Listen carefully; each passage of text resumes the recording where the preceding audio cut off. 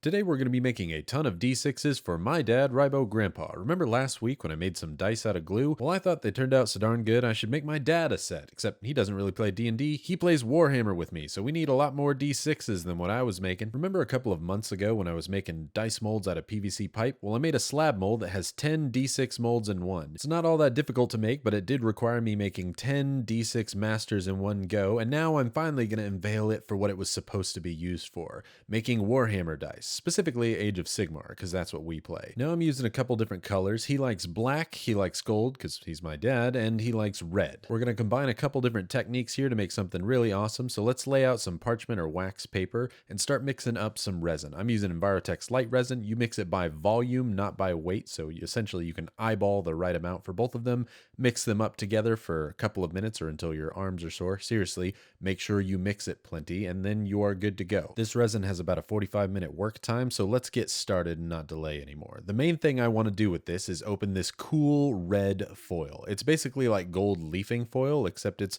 shiny and red, and I've got a cool idea that it's mostly going to hide a lot of this when it's in there. This stuff is super light. A small breeze or a sneeze will send this stuff flying. You can see I just pick it up with the back of my finger there, and it will go everywhere, so be careful when you're putting this stuff in. If you have stuff you don't want it to get on, don't put it around it. I put 2 sheets of the foil in at first and start mixing it up. You can see as soon as I mix it with the stick, it just kind of crumples in. It's extremely light, but it is dense because it is metal foil, so we're going to have to do something to kind of get it suspended, and I'll show that in a minute. The ratio of foil to resin is not exactly what I was looking for, so I had 1 more sheet. I do about 1 sheet per ounce of resin that I'm mixing up in case you're trying to follow along at home. In the end, it kind of looks like autumn leaves, and I think that's really, really pretty, and that's exactly what I'm going for, but I'm going to try and hide like 90% of it because I'm going to be using this Mars Black Alcohol ink. It's a little transparent. It's not like just adding black mica powder, so you will be able to see behind it a little bit, which is what I'm going for. And what an emo mixture we have made here. Very goth, very emo, very cool, might I add. I was born in the emo era, and man, I'm really liking it. You can see just a little bit of the red, but you can't see a ton behind it, which is exactly what I'm going for. We're going to add a little bit of glue to this as well. You can see how runny it is as I mix this up. I'm going to add 1 drop of glue per ounce that I'm using. That is plenty, and it will keep this stuff suspended. It'll prevent that red foil from just sinking to the bottom, which it can do. And so as I mix it up here, you can see how much thicker it gets immediately. This does not inhibit the curing whatsoever. It just helps hold things in place, which is exactly what we need. And much like the last set that I made, I'm just going to dunk a finger into some gold mica powder here and apply it randomly inside my molds. I have no rhyme or reason. I just think, hey, I should put a little finger bit of mica powder there, and I think it's going to look like a cool little gold nebula or dusting of gold. You can do a different color if you want. I like gold and he likes gold, so we're going to have a twin set. I also had some extra resin. I think I'm going to way overfill these D6s, so I have some D20 molds and an extra D6 molds here. Why not make him more dice rather than less, right, since I have the resin? So I'm going to go ahead and fill up all of these molds all the way to the brim. That way they're just peeking over the top of the molds. That way when I add the lids, some of the excess resin will squish out and we will have the perfect dice shapes. I like to add a little bit of resin to the tops where the numbers are. I find that you'll get less gaps and voids if you do that. Sometimes little air bubbles will get trapped in there. I go ahead and pour it into all of my molds. I even had more than I expected, so I add it to my D2 mold, even though I'm not hopeful because I've never had one of those turn out proper. I pop any surface bubbles that I can before I put it in my pressure pot with a lighter, just a quick pass over, and you will get a ton of bubbles gone that way. I add the lids to all of my molds, which I can show you how I've done all of these molds. I have a ton of videos for that if you're interested in making your own dice. But if not, I just add the lids to the mold and squish it on down. Because of the glue thickening the resin, it will spew out of your molds far less than it normally would, but it's totally fine. I actually find that it's easier to make dice this way.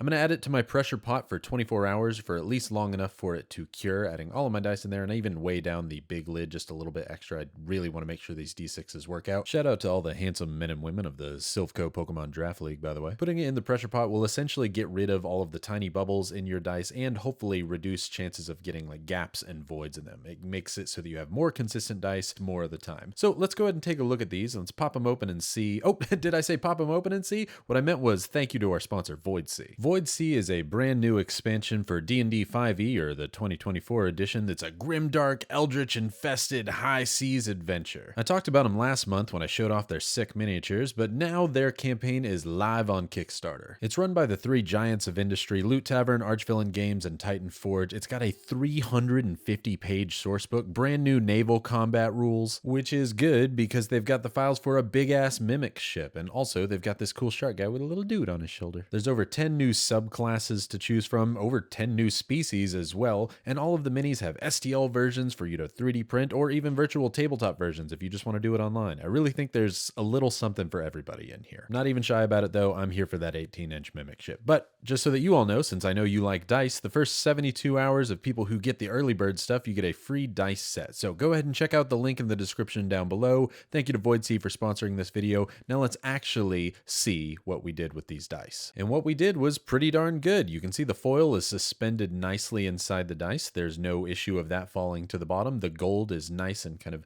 uneven and random. It looks very splattery and nebula-y. I think it looks phenomenal. It's super duper cool all the way around. I think the colors look great on their own, and we're definitely going to ink them a color that will stand out and pop against this, but I don't think this is near enough D6s. And oh, also my D2 turned out. That's never happened, so that's a good omen for these dice. I'm actually going to play the entire process of me doing this again, all in not real time, but super 6,000% speed, so you can see it all going at once. I do the exact same thing that I did before because I want him to have at least 20 D6s. That seems to be like the minimum you need for a proper Warhammer set of dice. So I'm going to go ahead and try and make sure that he gets a proper minimum set of D6s here, get everything ready to go into the pressure pot, and then I can just squeeze the excess resin out, put it in the pressure pot again, and after 72 hours, I've got my 2 sets ready to go. Some of them don't even need sanding. All of the stuff on the left doesn't need sanding whatsoever. The D6 turn out pretty great. I love D6 molds for that. Sometimes you don't have to sand them at all, but the ones in the right group need a little bit of TLC. They need some polishing, and I'm going to do that on a glass pane because it's about as flat of a surface as I can possibly get, and I'm going to polish it using Zona papers. They're essentially really high grit sandpapers, and I'm going to run through the gamut of them. You can see as I sand it here, it gets super scratchy on its surface, but as I go through every single one of the grits, eventually it is a glass-like shine on the bottom. Zona papers are fantastic for dice making or really polishing any sort of plastic. Now it's time to ink these bad boys or color in the numbers. I'm going to use a myriad of colors from Goblin Green to Old Gold and good old red. I'm going to do the majority of the numbers in red because I wanted the background to have just a little bit of red. That's why I did black to go with it, so you could just see a little bit of that red foil and it'll tie the numbers in really well. So let's go ahead and shake up our Rojo bottle and get going. Like all paints, it's best to thin it down with just a little bit of water before you add it on. A lot of people use those needle applicators to get it in so they don't have any excess. If you've got the patience or the non-shaky hands to do that, go ahead and go for it. But if not, I'm just going to paint over the numbers and then wipe off any excess with my fingers. We will fix all of the paint that gets on the side of the dice later. Because these are D6s and D20s, they all have my logo on the highest number, so 6 and 20, and I'm going to paint the gold part of the logo gold because it's a goblin eating gold. That is my logo, and the goblin is going to be painted goblin green because it is aptly named, and it will stand out really well on these colors since the gold doesn't exactly do so, at least the green will. After the paint dries, these dice are 95% complete, but that's not 100% complete because we got to get rid of those paint smears from where we wiped our finger across the paint. Totally easy to do. Just take some isopropyl alcohol onto a microfiber cloth and it wipes away so easy. So while we're cleaning those, I do want to show you something else clean, and that is my dad's Sons of Bahamut army for Warhammer Age of Sigmar. He does not think he's a very good painter, and I think he is dead wrong. I told him you guys would love to see this. Some of the conversions and kit bashes he's done on these giants, like this frost giant, is so freaking cool. I think he does a fantastic job, and I know it would make his day if you also thought he did a fantastic job to read a comment about it. But the dice are done, and I could not be happier with how they turned out. The polishing job on this D20 in particular is immaculate, and I have 2 D2s to give him, which he can use as objective markers or whatever he wants. They are his dice, and I have owed him a set of dice for a long time because he started playing Age of Sigmar to play with me, and I could not be more happy to have a game and a thing that I can do with my dad that I enjoy and that we both like talking about and just playing together. I like hanging out with my dad. Sue me. Back to the dice though. This 3 side on this D6 is exactly what I was going for. Some of the sides and some of the dice have a little bit too much of the red foil. I wanted it to be kind of secondary so that the numbers really popped, but this is exactly what I wanted on this particular D6. But now let's see how they sound on the table.